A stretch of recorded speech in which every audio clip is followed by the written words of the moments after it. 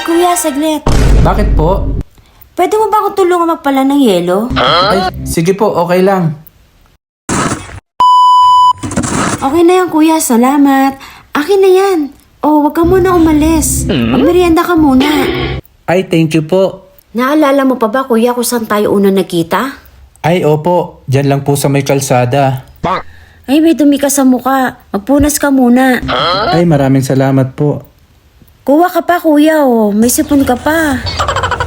Sige po ate, maraming salamat po. Mauna na din po ako.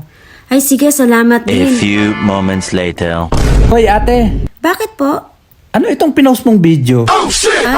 Ayan. Nakita ko nga tong kababayan natin na nagpapala ng yelo sa tapat ng bahay namin. Ganito yung mga homeless dito sa lugar namin.